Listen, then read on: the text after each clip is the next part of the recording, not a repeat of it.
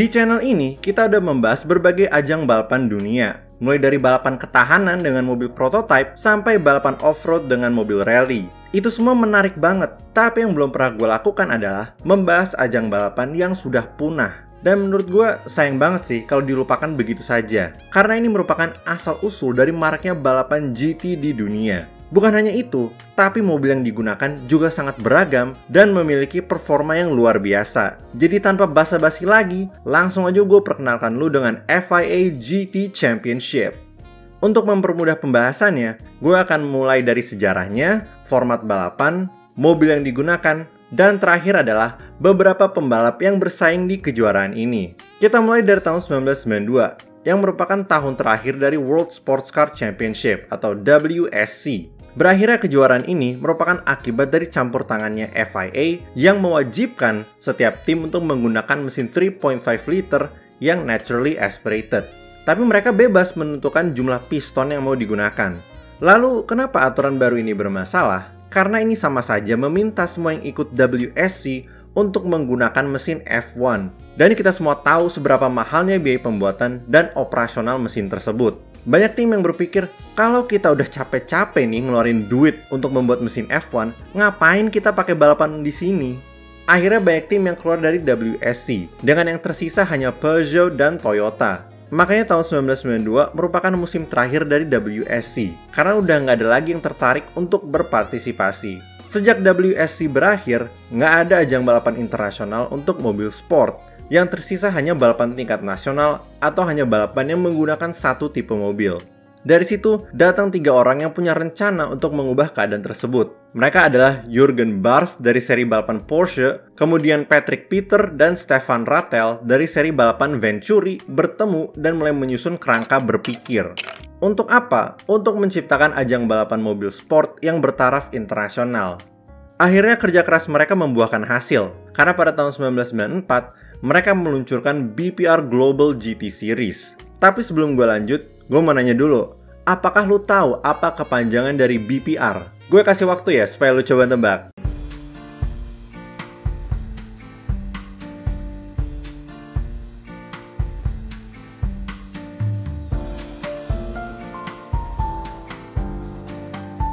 Jadi, kepanjangan dari BPR adalah Barth Peter Rattel, yaitu nama belakang dari ketiga pelopor kejuaraan ini.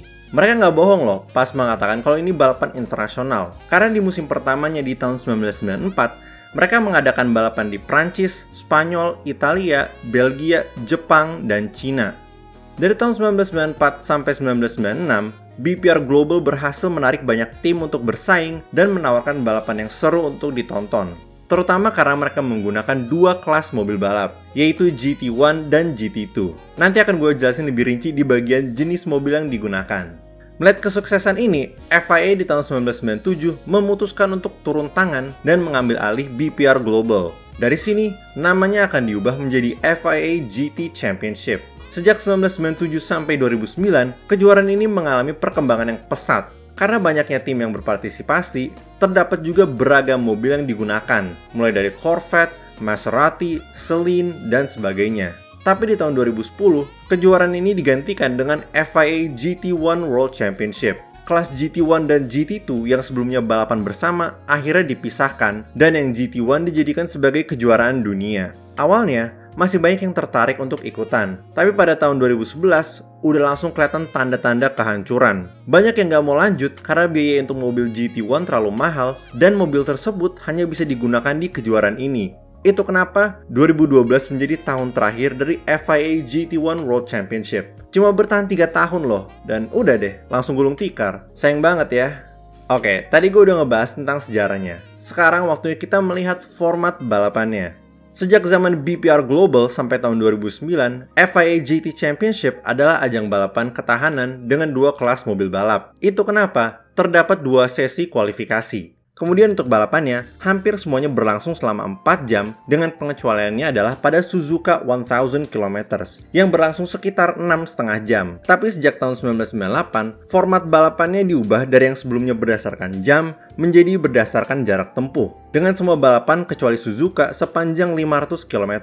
Kemudian untuk tahun 1999 dan 2000, FIA GT Championship menghilangkan balapan Suzuka 1000 km. Jadi semua balapannya memiliki jarak 500 km. Lalu terjadi perubahan lagi di tahun 2001 dengan kedatangan Spa 24 Hours yang diletakkan di tengah-tengah kalender balapan. Format ini akan dipertahankan sampai tahun 2009. Karena ini adalah balapan ketahanan, maka setiap mobil diwajibkan untuk menggunakan minimal 2 pembalap. Tapi untuk Spa 24 Hours, setiap mobil biasanya dikemudikan 3 atau bahkan 4 orang. Namanya juga balapan 24 jam, pasti berat banget kalau hanya mengandalkan 2 pengemudi. Namun, sejak 2010 sampai 2012, format balapannya berubah. Karena hanya ada satu kelas mobil, makanya cuma ada satu sesi kualifikasi. Kemudian, balapan yang sebelumnya endurance berubah menjadi sprint, dengan satu balapan berlangsung selama 1 jam. Kemudian, terdapat kewajiban di GT1 World Championship bagi setiap pabrikan mobil untuk menunjuk 2 tim privat untuk mewakili mereka. Setiap tim menggunakan 2 mobil, dan setiap mobil dikemudikan 2 pembalap. Apa yang gue maksud dari setiap pabrikan mobil menunjuk 2 tim privat untuk mewakilinya? Supaya lebih gampang dipahami, langsung aja gue kasih contoh. Di tahun 2010, Lamborghini ikutan kejuaraan ini dengan mobil Murcielago LP670 RSV. Nah, Lamborghini kemudian menunjuk Reutzer Engineering dan Munich Motorsport sebagai 2 tim yang menggunakan mobil mereka. Maka, terdapat 4 Murcielago dan 8 pengemudi. Nah, tadi kita udah melihat sejarah dan jenis balapannya. Sekarang sudah waktunya untuk melihat berbagai jenis mobil yang digunakan. Seperti yang udah gue sebutkan, ajang balapan ini menggunakan 2 kelas mobil balap sejak zaman BPR Global, yaitu GT1 dan GT2. Kalau lo pengen tahu lebih dalam tentang perbedaannya, lo bisa pencet video yang ada di pojok kanan atas. Tapi intinya adalah, kedua kelas ini menggunakan mobil produksi yang dimodif untuk balapan, dengan kelas GT1 sebagai yang paling kenceng. Hal ini bisa terjadi karena aturan GT1 memperbolehkan modifikasi yang lebih dalam dan perlu lebih sedikit versi jalanan yang dibuat untuk mendapatkan homologasi. Beda dengan GT2 yang mewajibkan dibuat 200 versi jalanan dan membatasi hal-hal yang bisa dimodif. Sejak diambil alih FIA, jenis mobil yang digunakan di GT1 semakin gila. Peraturan teknis yang mengatur kelas ini dibuat lebih longgar, yang menghasilkan beberapa mobil GT paling ekstrim di dunia, seperti Porsche 911 GT1, kemudian Mercedes CLK GTR, dan McLaren F1 GTR Longtail. Jelas, ini bukan mobil jalanan yang diubah untuk balapan. Karena biaya untuk membuat mobil GT1 udah mahal banget, akhirnya Chrysler, Marcos, dan Lister turun ke kelas GT2 yang masih lebih waras. Tapi masa mobil GT1 ini gak bertahan lama, karena biaya yang dikeluarkan untuk membuatnya mahal banget. Ditambah lagi dengan Mercedes yang menang terus dengan CLK GTR, membuat tim lain pada keluar dari kelas ini di akhir tahun 1998. Gara-gara itu, kelas GT1 ditiadakan, dan kelas GT2 menjadi kelas utama dan satu-satunya di FIA GT Championship di tahun 1999. Nama dari GT itu kemudian diubah menjadi GT aja. Tapi ini nggak bertahan lama, karena di tahun 2000, FIA menciptakan kelas baru di bawah GT yang bernama NGT. Mobil NGT memiliki tenaga yang lebih rendah dari GT dan punya modifikasi yang lebih sedikit. Contoh dari mobil di kelas GT adalah Chrysler Viper GT SR, sedangkan contoh mobil di kelas NGT adalah Ferrari 360 Modena NGT.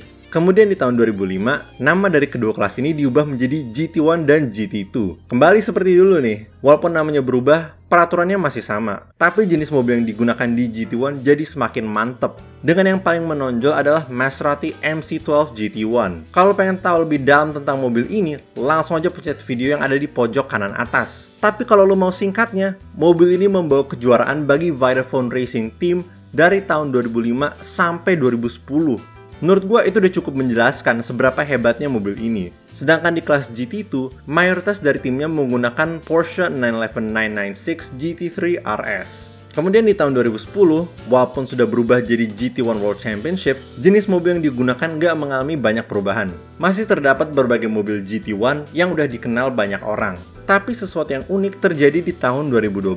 Walaupun masih menggunakan nama GT1 World Championship, mereka justru menggunakan mobil GT3. Kenapa? Karena seperti yang gue bilang, biaya untuk menggunakan GT1 dan keterbatasan dalam penggunaannya membuat banyak tim enggan untuk lanjut di kejuaraan ini. Akhirnya FIA memutuskan supaya semua tim di 2012 beralih ke mobil GT3 yang lebih murah seperti Mercedes SLS AMG GT3 dan Audi R8 LMS. Nah, tadi kita udah lihat berbagai mobil keren yang digunakan pada kejuaraan ini. Tapi mobil itu tidak akan bersinar tanpa pembalap yang hebat. Itulah kenapa sekarang waktunya kita melihat beberapa pembalap tersebut. Tentunya kita nggak bisa membahas pembalap hebat FIA GT Championship kalau kita nggak menyebut Andrea Bertolini. Dia adalah salah satu pembalap yang membawa MC12 dan Vitaphone untuk meraih berbagai kejuaraannya. Dia juga yang bertanggung jawab dalam menguji MC12 ketika masih dalam masa prototype. Selain itu, terdapat pembalap paling sukses di DTM, yaitu Bernd Schneider, dan seorang pembalap F1 yang kenceng banget bernama Romain Grosjean.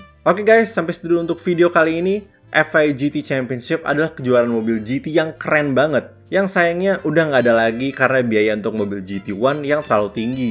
Gue cukup yakin kalau misalnya di zaman itu, mobil GT1 bisa digunakan di lebih banyak ajang balapan, dan FIA berusaha untuk mengendalikan biaya yang dikeluarkan, mungkin FIA GT Championship masih ada sampai sekarang. Jadi gimana pendapat lo tentang kejuaraan ini? Apakah kalian juga suka? Kasih tau di kolom komen ya.